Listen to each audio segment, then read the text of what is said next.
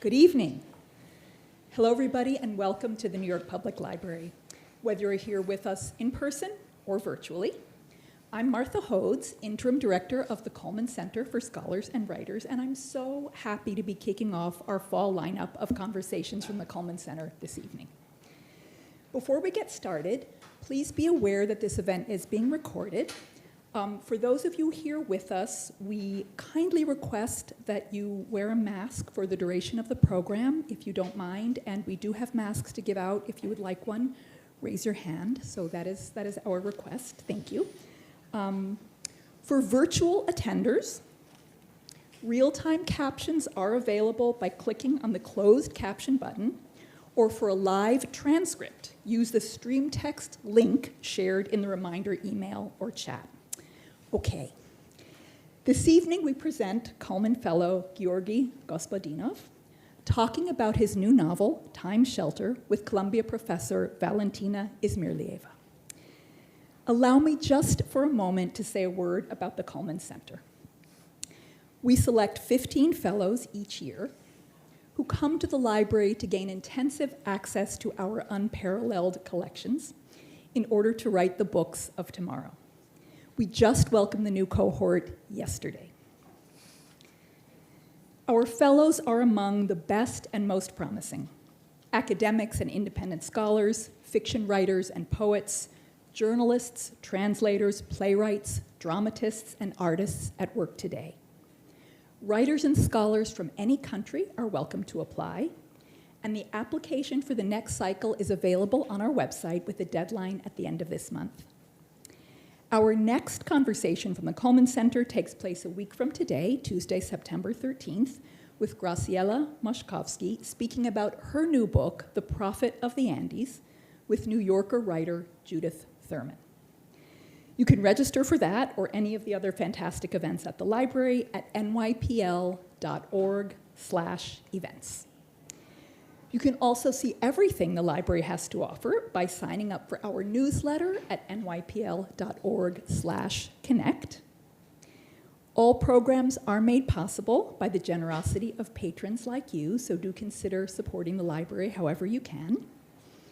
Also, if you have an NYPL card or live in New York State and want to apply for one, you can borrow Time Shelter for free. Or you can buy the book from the library shop. Proceeds do benefit the library. You can find links to buy the book on the event page at nypl.org/conversations, or best of all, you can purchase the book and have it signed by the author right outside this door after the event tonight. Okay, now to the evening ahead. Our guests will converse for perhaps 35 or 40 minutes, then take your questions. For those of you here in the room, please use the card and pencil on the chairs to write a question, and program staff will collect the cards shortly before Q&A begins. If you're watching online, please share your question in the chat or by emailing cullmancenter@nypl.org. And most important now, to our esteemed speakers. Georgi's interlocutor this evening is Valentina Izmirlieva. Valentina is professor of Slavic languages at Columbia University and the founder of Columbia's Black Sea Networks, a groundbreaking project about global cultural interconnections. She's director of Columbia's Harriman Institute, a leader in Russian, Eurasian, and Eastern European studies. Valentina's expansive interests span from Prince Vladimir in the 10th century to Vladimir Putin. Valentina speaks tonight with internationally recognized writer Georgi Gospodinov, winner of multiple international literary prizes, whose work has been translated into more than 20 languages. Georgi is currently writer-in-residence at the Harriman Institute and was a Cullman Center Fellow in 2017-18. The book he'll discuss tonight, Time Shelter, his third novel, is a story of forgetting and remembering, history and nostalgia, and this very building makes an appearance in the novel. The New York Times called Time Shelter a touching and intelligent book, and The Guardian wrote that it could not be more timely, calling it frightening, absurd, and funny all at once. Please join me in a very warm welcome for Valentina Izmirlieva and Georgi Gospodinov.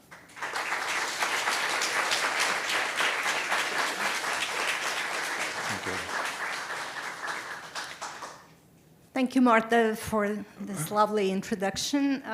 For former fellows, it's always moving to come back to the Cullman Center and to the New York public.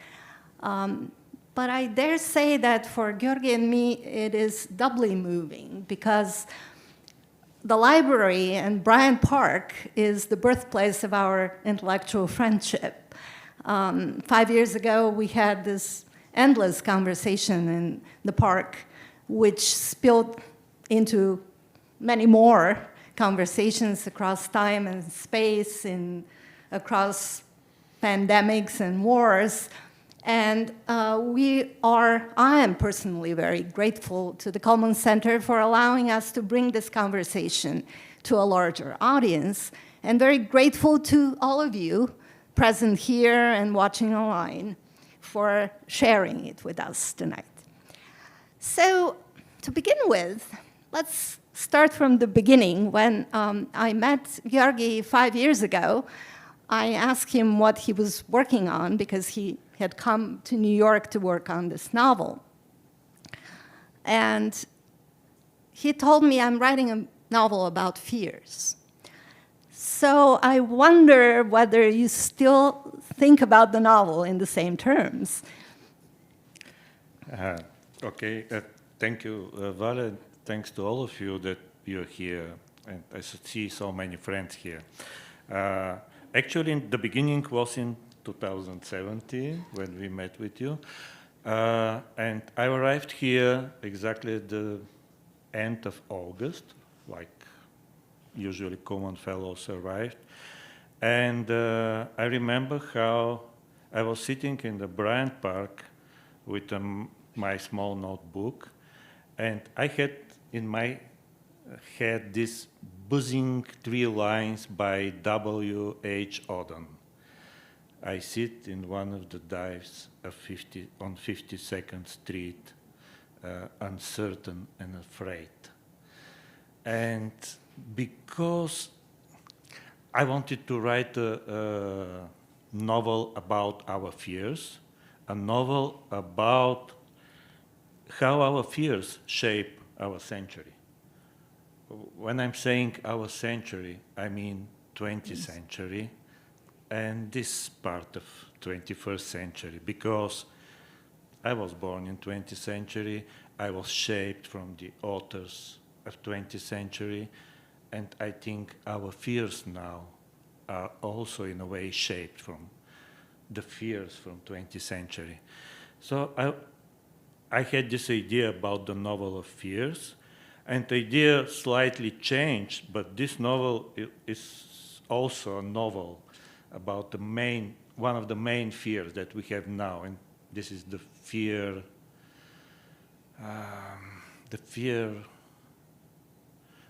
that I could call future cancelled. In a way, this fear is connected with our feeling of the future, of the close future. Anyway, my first idea, it started, would I say this, because it's also in the beginning, this story. When I was 6 years old, I used to live with my grandmother. It was typical for my generation in Bulgaria. We used to live with our grandparents. And then I had a nightmare, and this nightmare repeated night by night. And I tried to tell this nightmare to my grandmother, and she stopped me immediately and said, you shouldn't tell your nightmares, because we have this believing that they will become alive. They, as she said in a very poetic way, the fear, the nightmare will be filled full of blood. I'd say it will, yeah. And then I had this nightmare again, and I didn't know what to do. And then I decided to write down my nightmare. I just I learned the alphabet, and I wrote down this my first nightmare, and it was my first written text, something written. And you know, I remember clearly that I never, ever had this nightmare again. But I still remember it. So that's the price. I still remember the nightmare, but I never had it again. So that I decided to start my novel with this story, with this nightmare, and then to have, I had this idea, and actually I did it. I had 1 year in Humboldt University in Berlin, and I asked my students to tell me to write down their first memory of fears, their first child memories. And then I asked them to ask their parents and then to ask their grandparents about their memories. And in this way, we had something like fears capsule of memories of several generations. And you know, my idea was, or I wondered if these memories are different in different decades. And actually, they are different and not different. Of course, we have some profound basic fears, but also the fears of my generation, the fears of young people, and the fears of my parents' generations, and the fears of my grandparents' generation from the 1930s and 40s when they were kids. They're slightly different, of course. The war appeared. And anyway, when I was here, I checked many, the archive with children's accounts from the Second World War. I wanted to have this main point, 1939, the beginning of the war, what's about to be child in 1939. And then I read many archives, many texts written by children, or texts about children in this period written by psychologists. I remember Papanek archives. Anyway, and this is the way the novel starts. But after that, as we will talk later, it changed a bit. So in the heart of the novel is this sense that we have to remember and write down our fears in order for them to exercise them so that they don't happen in real life. They don't repeat. But the novel, of course, is about much more than fears. And I think that a good key toward the complexity of the novel is the title itself. Time shelter is an unusual word. It's a neologism in Bulgarian, as it is in English. And of course, what underlines it is bomb shelter, bomboubежище, a word from the childhood fears of our grandparents, which unfortunately has a new life now in Bulgaria and in Eastern Europe. So, unlike bomb shelter, time shelter is an ambiguous, beautifully ambiguous word. Bomb shelter is unequivocally a sanctuary from bombs. Time shelter is a different story. So can you tell us a little bit about the history of this strange word and what it means to you now that the novel is done? In Bulgaria, it's времеубежище. In Bulgarian and in English, it's easier to translate this title because we could keep this ambiguity. We don't need of some explanation. Is it a shelter against the time or shelter for time? Or the same is in Italian. I love the Italian title. It's Chrono Rifugio. All titles sound great in Italian. And to make things more complicated, actually, Time Shelter is a title of a novel written by Gaustine in 1939. And in first epigraph, I have many autographs in the beginning of the book. So the first epigraph is, "No one has yet invented a gas mask and a bomb shelter against time. Gaustine, Time Shelter, 1939. So there are many explanations about this title. Actually, the title, the word Time Shelter, appears for the first time in the Physics of Sorrow. Yeah. There is a chapter called Time Shelter. And when I'm not easy with the titles. I had, the novel was finished and I didn't have title. And when I choose this title, I had this hesitation that nobody from the young generation or nobody nowadays will not know what does it mean, bomb shelter, and to make this illusion with time shelter. But unfortunately, I wasn't right. And now I think that time shelter could be, bomb shelter could be a word of the year. Everybody talking about bomb shelter. And I remember when we talked with you a few days ago, we talked that kids now playing on bomb shelters. Even here. And the war is becoming something of a reality even in the United States. And time shelter, of course, is connected with the idea of the novel, with the idea of Gaustine. He started to make clinics for the past.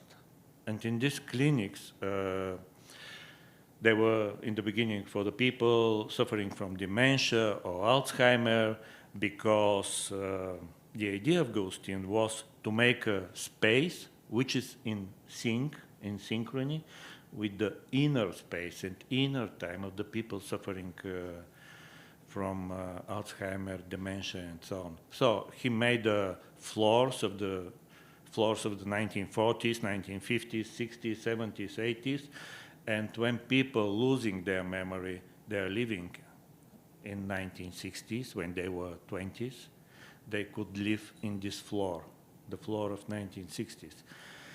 And so it was the idea of Gaustine with a very good intention in the beginning, but after that something happened and the idea changed, but don't give us spoilers. So for Gaustine, time shelter is a sanctuary in time. It's a sheltered time.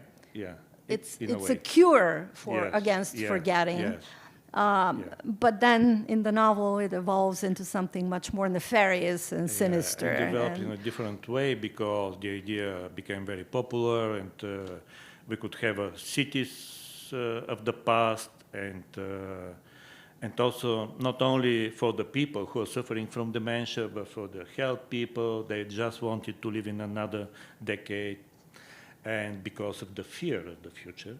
And after that, we came to the referendums of the past, when European countries make their referendums of the past. It's very interesting etymologically that referendum, actually, the etymology of the word referendum is connected with the past, with the back. There is something that referee, that move you back. Usually we make referendum for the future.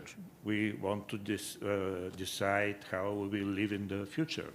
But in this book and in the etymology of the word, referendums are connected more or less with the past. In Gaustine's vision and in the clinic, the time is ubežište, a shelter in the physical, spatial sense of the term. Because time, or a particular segment of time, is spatialized as a cave, as a place to hide. But if I remember correctly, the first time you use this neologism in this physics of sorrow, it is related to another notion altogether, the idea of a time capsule, which is called, the forerunner of time shelter is time bomb, so called, this time capsule created for the World Exhibition in New York in 39. In 1939, it's again connected with the same year. I think that we are always on the eve of 1939. It's always, which is... But the funny thing about this time bomb is that it takes the tenors of both metaphors, bomb shelter and time shelter, and creates an affinity or a connection between them.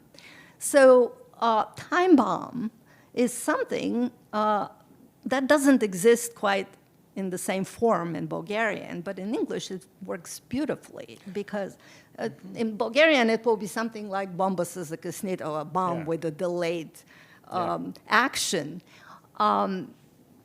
But a time bomb in English is a bomb that is fused with time. And I wonder to what a degree the novel, which is a time capsule or a time shelter itself, so the title is a metaphor for the novel itself, is not also a time bomb, where the danger of problems not attended to haunt us and create disastrous consequences. Actually, in the end of the novel, this time shelter explodes, of course. But first, I really believe in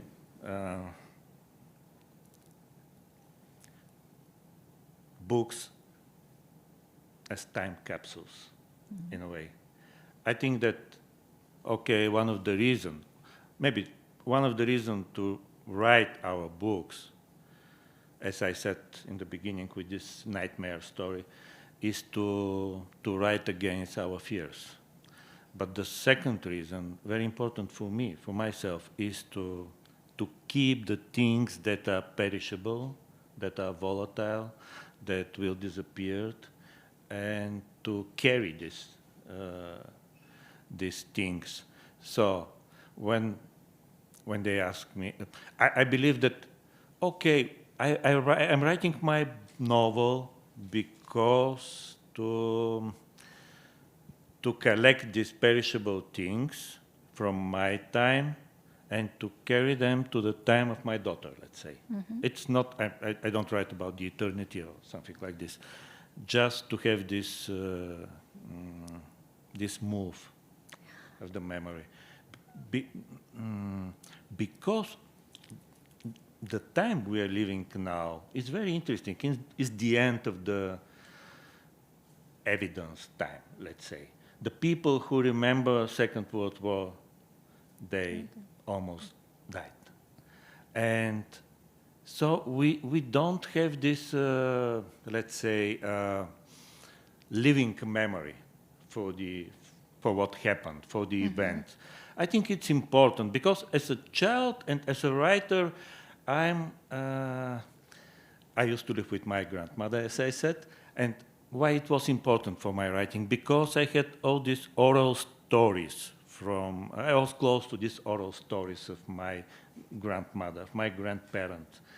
The difference between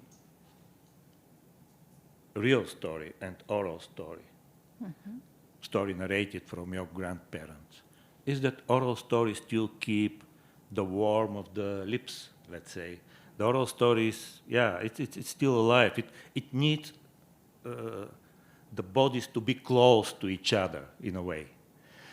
And we are losing this, of course, now. We have books, we have other medias. So we are living in very specific time. And that's why I wanted my books to keep these very perishable stories about perishable things. Because all these monuments and Cheops pyramid, they keep memory for big events. But who will tell the stories of little events? Our grandparents, let's say? So your novels are time capsules, but they're full not of things or of lists or of random records. They're full of stories. And one of the hallmarks of your narrative style is that you're a consummate storyteller. You're damn good at it, but you also love reproducing these stories, collecting these stories, stealing these stories, keeping them, I always think of you as not just the purveyor of stories, but also as the custodian of the stories of the world. Why are stories your element? What is your personal connection to storytelling? Yeah, first because they are anti-monumental, as I said. Okay, it's important because I'm coming from the literature or from the country that during the communist time loved monumental things, or not loved, but they were in front of us all the time. Anyway, second, I love these stories because I really believe that storytelling produces empathy. Anyway, there are not many ways to produce empathy. And you know from Scheherazade that when you tell one story, you gain one more day. And this is important. We are telling our stories to postpone the end. And I believe in this, really. And so you could postpone the end. You could, with storytelling, because of stories, you could produce empathy and produce meaning, in a way. Because if you have only this time capsule register or only this inventory list with things, and without story between them, you couldn't produce meaning or empathy. So the story is important. The third thing that stories are capable of, or storytelling is capable of, is to console. It's a very simple function, but it's a very old function of literature, and we know from Seneca on Consolation of My Mother Helvia. We know that, and this is very important function of the storytelling. And I think that in my books, in Physics of Sorrow, but in Time Shelter as well, I try to give some consolation. I hope I could. And this is also connected with storytelling. And yes, yeah. But it is a story, in order to produce this emotional effect, the console and to create empathy, it has to be told the right way. And I have always been intrigued by the magic of your own storytelling, because it is there's the right rhythm, the right pace, the pauses are at the right place, so that the reader is pulled in. The important details are magnified. And the stories are beautifully segmented. They are just the right size for our hectic time, so that the reader can consume them in one sitting and remember them. And there is a space at the end for the reaction to settle in, and for you to smile and to have your aha moment, or to laugh, or to have a tear. And so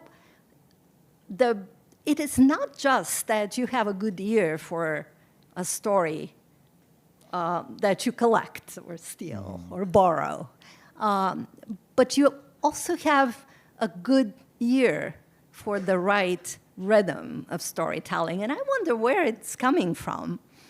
Is it something that you absorbed from your own local culture? Is it something that you learned from other good narrators?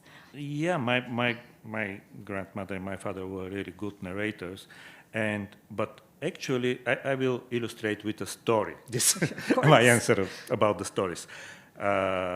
It's from the Physics of Sorrow, but it's a real story.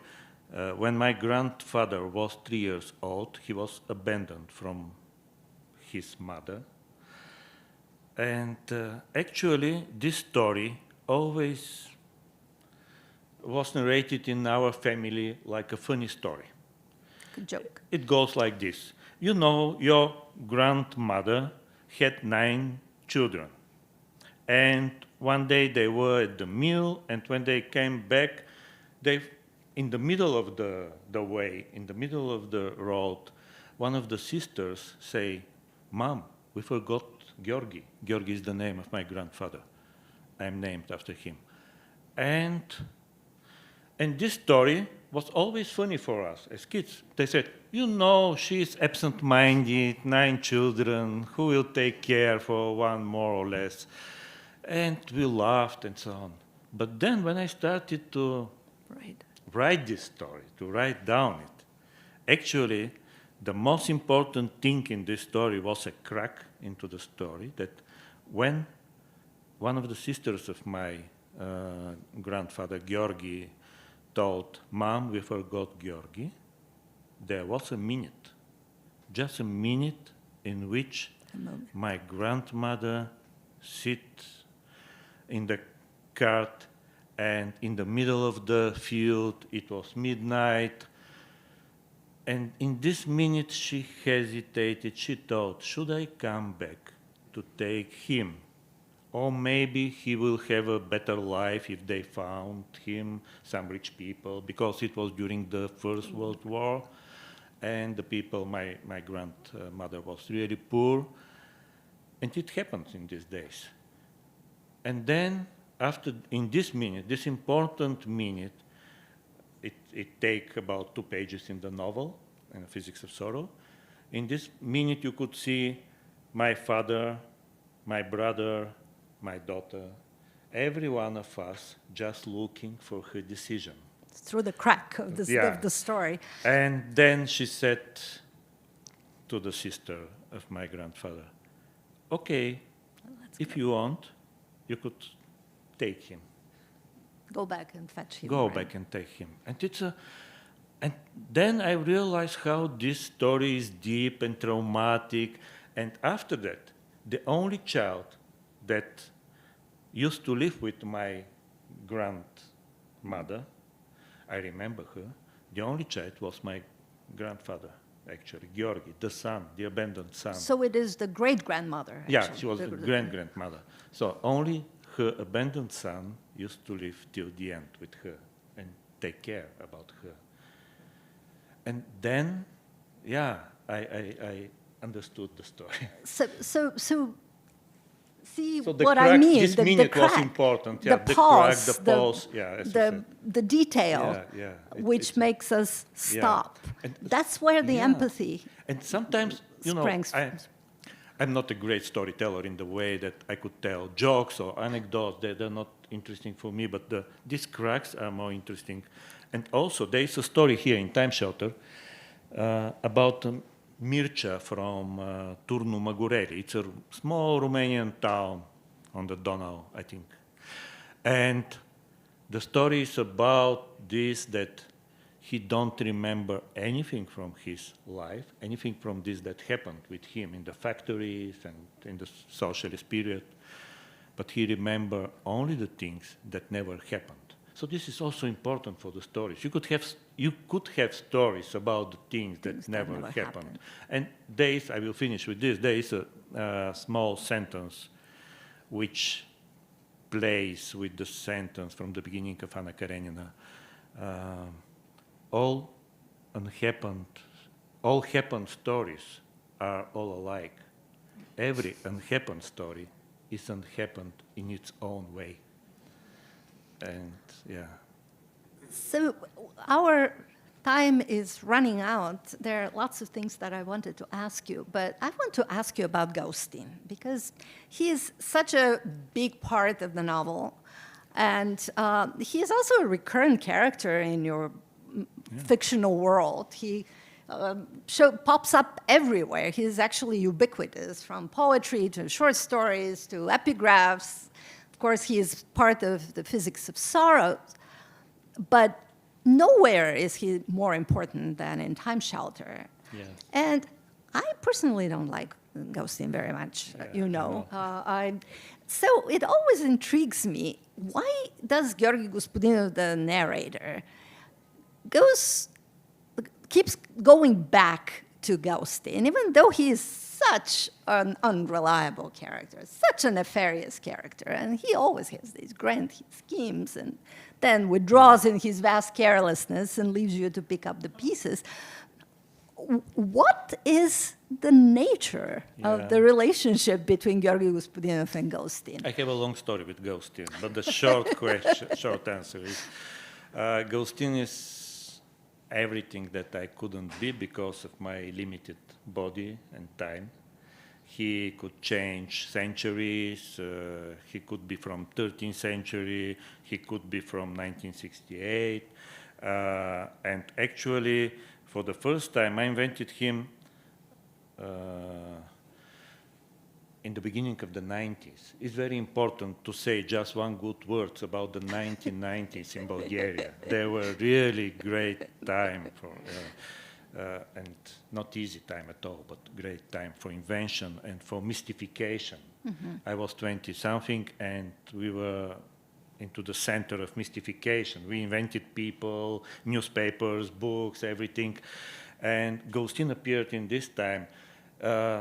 Actually, I wrote 3 lines. In this time I was a poet. I still consider myself as a poet who is smuggling poetry into the novels, who pretended that he is a novelist. And in this time I invented 3 lines that were from another time. They were not my lines. They were out of nowhere. And then I signed them with the name Gaustine from 13th century, Gaustine from Arles in 13th century. And then when the poem was published, I met one of my best professors in antique literature, who met me in front of the National Library, again library, and he asked me, all afternoon, I'm trying to find this Gaustine from Arles from 13th century, but I didn't. And that was a sign that he's alive. Gaustine exists. And then he started to appear in another of my poems and in my short stories and in The Physics of Sorrow. But in Time Shelter, he really, he was. He gives you an alibi to be irresponsible, I think. You can be irresponsible. I wanted someone to take response. Yeah, maybe, because you're right that in the end of the novel, Gaustine became like a devil. I don't know. He's like everyone obsessed from an idea to make something with the time. He's the absolute revolutionary, irresponsible and obsessed with the single thing, single-minded. And he always disappeared when things get dangerous. So, because we're moving toward the end, all your novels hover over the apocalypse, whether a personal one, private one, as in Natural Novel, the solution of a marriage, or the fear of a nuclear catastrophe, as in The Physics of Sorrow. But here in Time Shelter, you confront the apocalypse heads-on. And while you are so interested in the apocalypse, you also have fear of endings, or you wrestle with endings. And what kind of apocalypse I'm interested in? I could answer with the title of my play. I have a play with the title, The Apocalypse Comes at 6 p.m. So it's, the world was created at today. 6 p.m. It's something, it's something that could come every day. And for me, the apocalypse is something very personal, in a way. That's what interested me. It's not like big horses and so on. And in Time Shelter started with a precise date when the time started, when the time begins. And it finished with the end of the time. Because actually the apocalypse is not the end of the space. It's not the end of the world. It's the end of the time. And we know this from the last book, last chapter of the big book. the angel says, so now it's the end of the time, not the end of the world. And actually, it's a period when the time completed itself, when past, present, and future coexisted in the same time. So in the book, like with the title Time Shelter, I couldn't stop with the apocalypses. But actually, I had hesitation about the last chapter in this book, because in the last chapter, there is a big reenactment. It's a book about reenactments of the past. There is a big reenactment of the beginning of the Second World War, reenactment of the 1st September, 1939. And when 24 of February happened, it was shocked for me also because, in this reenactment is about how all the troops are gathered at the border, and like in the 1st September 1939, and then the tanks started going to the Poland. And then the tanks started going to the Ukraine. And it was exactly the same time, because we are talking about the precise times. It was at 4:48 in the morning.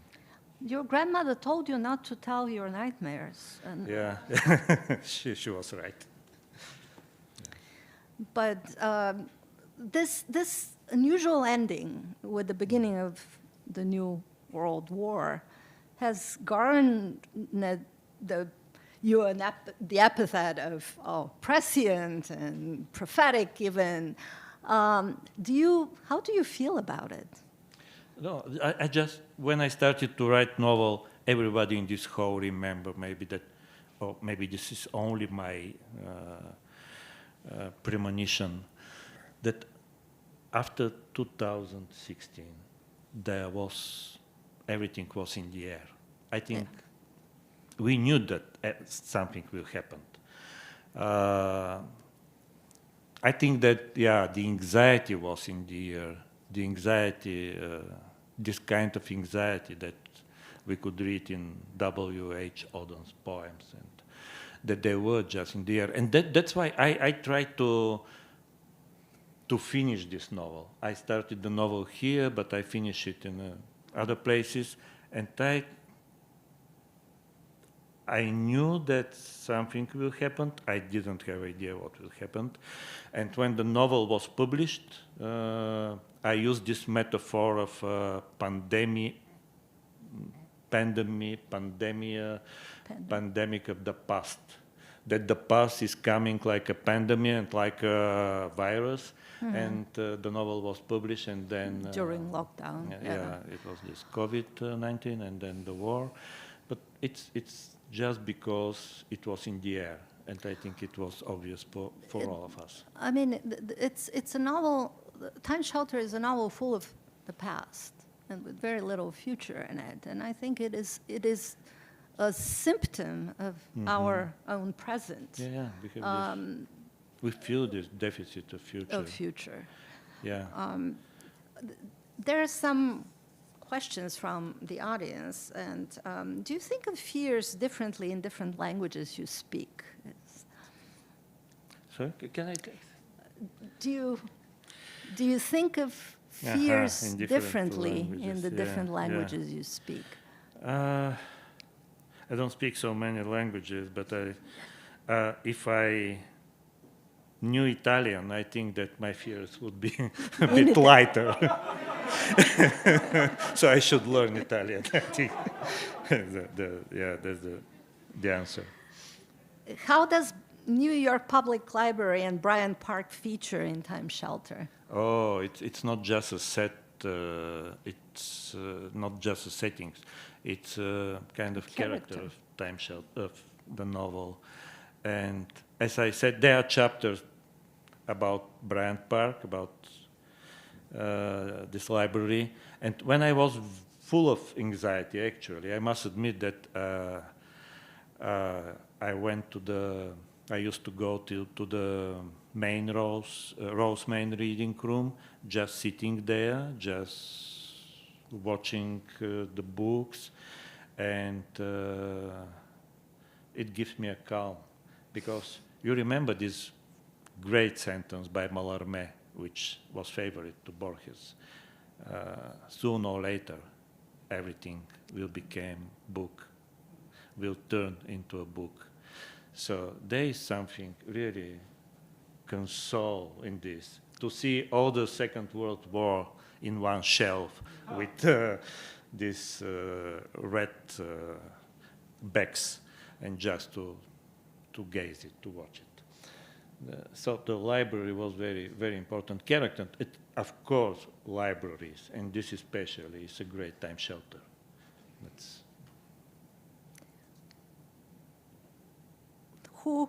That's connected actually to what you just said. Who are the storytellers you most admire and enjoy? And I'm thinking of a great librarian here. If I should mention two names, I could mention in Bulgaria because they have the same first letter. It's Borges I Baba mi.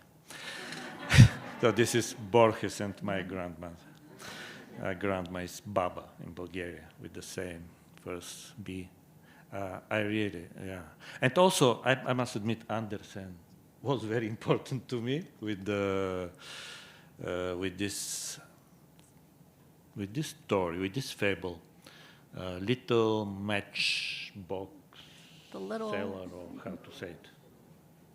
Little Малката matchstick кибрито box. продавачка. Yeah.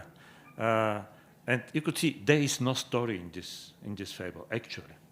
It's about a girl who is selling matchbox, and she dies. And she imagined her grandmother. But this is a great story. This is a great story. And I think that everyone who was able to cry as a child on this story who became a good person.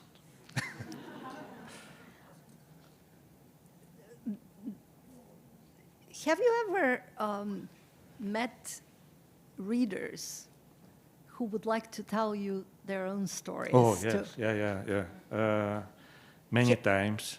Some of them even granted their stories. Some of them wanted to sell them to me. So, yeah, I have. It's very interesting because I love this, because I know that, because this novel is about Alzheimer, we mentioned, stories unlocked the stories of the other people who read them or who listen them. And this is very important when you try to cure, it's not curable, but when you try to console people suffering from dementia. If you manage to, and I have 2 or 3 very, for me, moving stories about very old women who started to read The Physics of Sorrow, and one of them, Time Shelter, suffering from dementia. And as their daughters wrote to me, it's a miracle because they keep their attention to continue to read. This is very important for someone who is suffering with this. And I have another story with my stories. Once I received a letter from a girl who wrote me, that because of one of your stories, I get married. And so you take, odgovornost. Responsibility. About this. And they divorced. After that. But anyway, it's always... One of our members of the audience asks you, how do you know when to let a book go on its way? How do I know? How do you know that a book is ready to go on its way? It's the... Never, How do you let it go? No, I never know. Actually, when I'm reading now my book, I also find some sentences that could be more precise. And no, you never know when the book is finished. And there is something else. You never learned how to write your next book. I mean, there is no such thing as experience, maybe. Here as writers, you are always like, you're writing for the first time. even it's worse. When I wrote my first book, I was more confident, and I just wanted to write something, or I could fail. But now, with the second, with the third book, it came, more Another difficult. question from the audience is, if you have to change something in the novel, what will you change? Maybe I could skip this last chapter. Yeah. The ending of the novel is strange, because it is a novel about Alzheimer, and the writer or the narrator is suffering from Alzheimer. So the novel starts falling apart as the memory of the writer falls apart. So it is a challenge for the reader to. It's an interesting device which requires a lot of commitment on the part of the reader. It's always a bigger challenge for the publishers. They don't like this kind of novel, so that's why I should say thank you to Livrite, who published this novel, because all these other we received many letters with it's a very difficult novel for our readers, and every time I want to write a novel, simple novel, short novel, started from point A, finished to point B, without many corridors and diversions and so on. But it's not the natural way we are thinking about the things. It's not a natural way we are telling our stories. When my grandmother told her stories, she always made these pauses, or she came back, or she just started to take about something else. And Borges did the same thing. You know? So, yeah. Our thinking is not linear. It's and not writing linear is at all. linear, and so No, it's not linear at all. And especially if you're losing your memory, it's not linear at all. And there is something else. I love this story, and there is here. I put it this in the novel about the Imac folks, the Imac Tribe. You know, they had that completely different from our feeling about the future and the past. When they are talking about the future, they use this gesture. The future is behind us because we don't know him. It's invisible for us. It doesn't happen. And our past is in front of. When I say our past, it's before us, in front of us. So it's I like this story because it just took us out of our stereotypes about the past and the future and everything. So I always think about your three novels as a trilogy, even though they are not formally a trilogy. They have, of course, the same narrator, Gigi. They have the same storytelling angle, the same style. The characters like Gaustine and others pop up in all of them. And I think of them as your own answer to Tyson's The Three Ages of Man. You have, the first one is about adulthood, the second is about childhood, the third is about old age and death. And I'm wondering what next? So what is going to be the number 4 novel? I don't know. I have 2 ideas. One, as I said, is about the short, very short and straight novel. It will not happen, of course. It just and the other idea is about to complete my book with essays, because I think that now poetry and essays are very reactive genre. What happened now is, you could answer to this with essays, with poetry. Actually, my novels are also kind of, in a European tradition, essayistic novels. And So there's a lot of poetry in them. And they have poetry, so it's not something new. But this is the idea. Yeah, with a lot of Ukrainian colleagues who used to write poetry and moved to novels are now going back to poetry. and as the most immediate release and response. So poetry is in It was again. the same in the 1990s, by the way, in Bulgarian literature, but also in European literature, because many things happened in this time. Poetry was the genre of this time. So I hope that we will have the next book soon, and I would like to thank you and all of you for this evening. There will be book signing outside, so the conversation can continue in a more intimate setting while Georgi signs his book. Thank So you, thank Valen. you. Thank you. And thank you.